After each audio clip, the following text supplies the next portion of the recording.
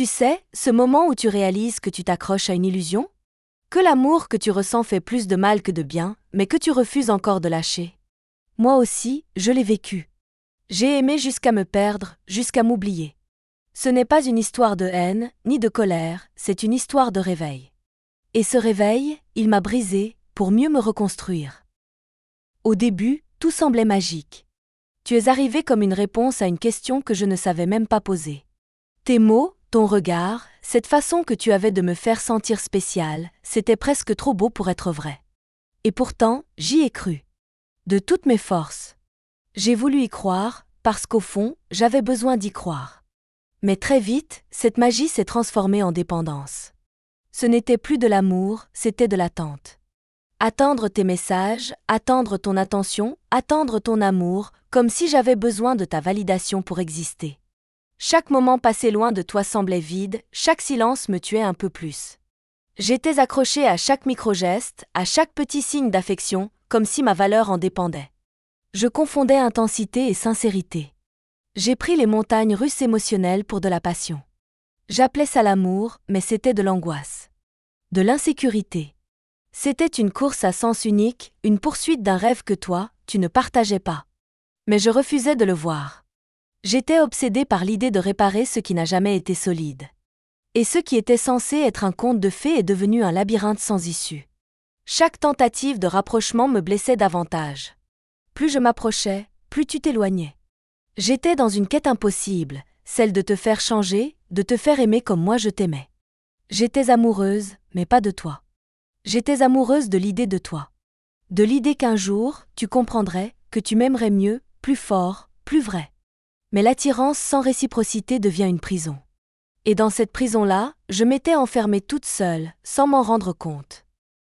Je me suis battue pour toi plus que pour moi-même. Chaque jour, je donnais un peu plus, espérant qu'à force d'aimer, tu finirais par comprendre. Par aimer en retour. Mais l'amour, ce n'est pas un échange à sens unique. Et pourtant, j'y ai laissé des morceaux de moi. J'ai appris à vivre dans le manque, dans le vide, dans le silence, en me persuadant que c'était ça, l'amour, la patience, le sacrifice, la douleur. Je me suis effacée pour que tu m'acceptes. J'ai étouffé mes besoins, mes envies, mes limites. J'ai souri quand j'avais envie de crier. J'ai dit ça va quand tout en moi hurlait le contraire. Je voulais te garder, même si ça voulait dire me perdre. Et je me suis perdue. Lentement. Complètement. Tu étais devenu mon centre. Chaque décision, chaque pensée, chaque émotion tournait autour de toi. Je me demandais sans cesse ce que tu penserais, ce que tu voudrais, ce qui te ferait rester.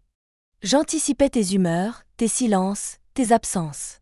Et moi, dans tout ça, je n'existais plus vraiment. J'étais là sans être là. Un reflet de moi-même, éteint. On dit qu'aimer, c'est se donner. Mais on ne m'avait pas prévenu qu'on pouvait se donner jusqu'à disparaître. Et c'est ce qui m'est arrivé. Je me suis vidée. Lentement, profondément. Jusqu'à ce que je ne me reconnaisse plus dans le miroir. J'étais devenue l'ombre d'une femme qui voulait simplement être aimée.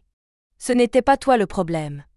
C'était ce que j'étais prête à supporter pour un peu de tendresse, même illusoire. Ce n'était pas de l'amour. C'était une dépendance maquillée en romantisme. Une illusion belle en surface, mais qui me rongeait de l'intérieur. Il y avait des signes. Des centaines. Mais je ne voulais pas les voir. Ou peut-être que je les voyais, mais que je refusais de les croire. Les messages ignorés, les excuses répétées, ton regard absent quand je parlais de ce qui comptait pour moi. C'était là, sous mes yeux. Mais j'étais aveuglée par l'espoir. Chaque silence de ta part me faisait mal, mais je le justifiais. Chaque distance, chaque refus, je les excusais. Je disais que tu étais fatiguée, stressée, que tu avais besoin de temps. Je préférais croire à un malentendu plutôt qu'à un désintérêt. Parce que reconnaître la vérité, c'était reconnaître que j'étais seule dans cette histoire. Et je n'étais pas prête à l'admettre. Les signes étaient silencieux, mais mon cœur, lui, hurlait. Et plus il criait, plus je le faisais taire. J'ai appris à minimiser mes douleurs, à relativiser mes peurs, à maquiller mon chagrin avec des sourires forcés. J'ai choisi l'aveuglement parce que la clarté faisait trop mal. Parce qu'elle m'obligeait à voir ce que je refusais d'accepter. Mais on ne peut pas toujours fuir ce que l'on ressent. Un jour, même les silences deviennent assourdissants.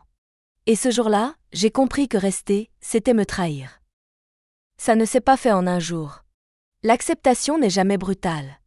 Elle est lente, douloureuse, presque sourde.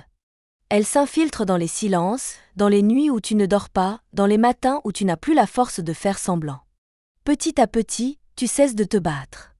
Pas parce que tu n'as plus d'amour, mais parce que tu n'as plus d'énergie. J'ai commencé à voir clair. À comprendre que ce que je ressentais n'était plus de l'amour, mais de l'épuisement. J'étais fatiguée d'espérer, fatiguée de me dévaloriser, fatiguée de tenir à ta place. Alors j'ai commencé à lâcher. Un message de moi. Une attente de moi. Un espoir de moi. Et quelque chose en moi a recommencé à respirer. Timidement d'abord, comme un souffle fragile. Ce n'était pas de la haine. Je ne voulais pas me venger, ni effacer ce que nous avons vécu. J'ai simplement compris que rester m'empêchait d'exister. Que t'aimer, dans ces conditions-là, m'obligeait à m'abandonner. Et que je ne pouvais plus vivre comme ça. Mon cœur méritait mieux que des demi-promesses et des retours en arrière. Alors j'ai appris à détourner mon regard, à cesser de chercher ton nom dans mes notifications. À ne plus m'excuser d'être celle que je suis. J'ai réappris à exister pour moi. Pas pour toi. Ni pour ce que tu aurais pu être. J'ai recommencé à faire des choses pour moi, à m'écouter, à respirer sans crainte. Accepter, ce n'est pas oublier. Ce n'est pas nier ce qu'on a ressenti. C'est reconnaître que l'amour ne suffit pas toujours. Que parfois, il faut s'éloigner pour survivre. Que se détacher, c'est aussi se sauver. Et que se sauver, c'est un acte d'amour envers soi-même. Quand il est parti, j'ai cru que le monde allait s'effondrer. Et quelque part, il s'est effondré. Mais ce n'était pas la fin. C'était le début. Le début de quelque chose de plus vrai. De plus calme. De plus à moi. Les premiers jours, tout était flou. J'étais vide, désorientée, comme après un long rêve dont on ne sort pas tout à fait. Mais peu à peu, j'ai redécouvert des choses simples. Le silence sans angoisse, les matins sans attente, les soirées sans larmes. J'ai appris à remplir ma vie de moi, et non plus de lui. J'ai recommencé à faire des choses pour moi. À dire non sans me sentir coupable. À choisir sans me demander si ça lui plairait. À me regarder dans le miroir et à me reconnaître, enfin. Ce n'était pas un grand changement d'un coup. C'était des petits pas. Chaque jour un peu plus forte. Un peu plus moi. J'ai recommencé à rêver pour moi. À vouloir des choses pour moi. Et un jour, sans prévenir, j'ai souri sans douleur.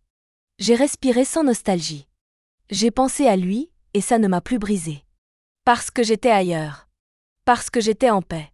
Parce que j'avais compris que l'amour ne doit jamais coûter notre paix intérieure. Et qu'on peut aimer, vraiment, sans se perdre. Se reconstruire, ce n'est pas redevenir celle qu'on était avant. C'est devenir une version plus consciente, plus alignée, plus libre de soi. Aujourd'hui, je ne cherche plus à plaire. Je cherche à être vraie. À être en accord avec celle que je suis, pas celle qu'on attend.